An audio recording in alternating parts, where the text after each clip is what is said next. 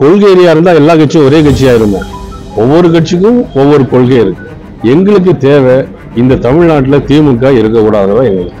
அதுக்கு நீங்க கூட்டணி வந்தாலும் உங்களையும் சேர்த்துக்கணும். சந்தர்ப்பாத கூட்டணி இல்ல, தமிழக மக்களுடைய நலன் சார்ந்த கூட்டணி.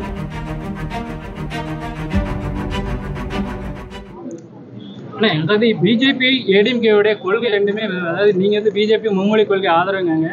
இதே எடப்பாடி பழனிசாமி அதிமுக இங்க இருந்து பேசும்போது கூட நாங்க வந்து இருமொழி கொள்கை தான் அப்படின்னு. இப்படி இருக்கிறதுனால நீங்க எப்படி கொள்கை ரீதியா உடன்படுவீங்க? அதுல ஒன்றும் தப்பு இல்லையா? அதாவது கொள்கையா இருந்தா எல்லா கட்சியும் ஒரே கட்சியாயிருமோ? ஒவ்வொரு கட்சிக்கும் ஒவ்வொரு கொள்கை இருக்கு. எங்களுக்கு தேவை அவங்களுடைய கொள்கை அவங்களுக்கு, எங்களுடைய கொள்கை எங்களுக்கு. எங்களுக்கு தேவை இந்த தமிழ்நாட்டுல திமுக இருக்கக்கூடாததான் எங்களுக்கு. அதுக்கு நீங்க கூட்டணி வந்தாலும் உங்களையும் சேர்த்துக்கணும்.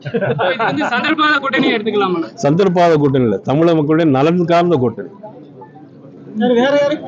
கூட்டணியில வேற எதுவும் கட்சிகள் இணைய வாய்ப்பு இருக்கா? புதுசா தமிழக வெற்றி கழகம் எதுவும் கூட்டணியில் இணைய வாய்ப்பு இருக்கா? நீங்க எதுவும் ட்ரை பண்றீங்களா? நான் இது வரைக்கும் எந்த முயற்சியும் பண்ணல. அதாவது கூட்டணியை பொறுத்த மட்டும் அகில இந்திய தலைமை முடிவு பண்ணுவாங்க.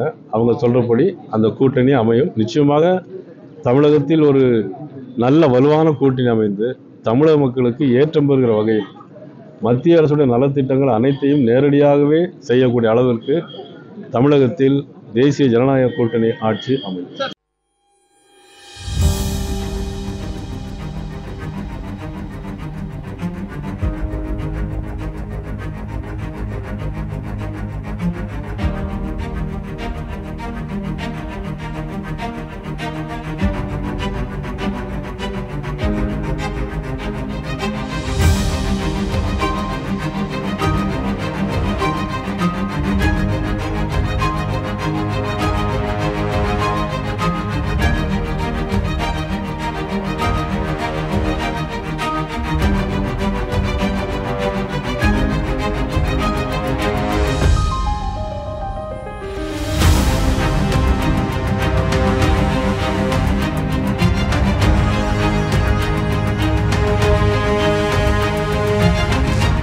மரியாதைக்குரிய அண்ணன் நயினார் நாகேந்திரன் அவர்கள் வெற்றிகரமாக எதையுமே செய்து முடிக்கக்கூடியவர்.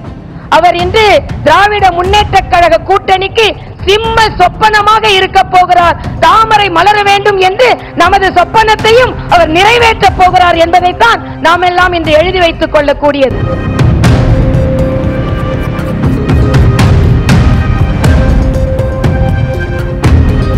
சூரியன் உதிக்கிறதோ இல்லையோ, கைகள் உயர்கிறதோ இல்லையோ, தமிழகத்தில் தாமரை மலர்ந்தே தீரும்.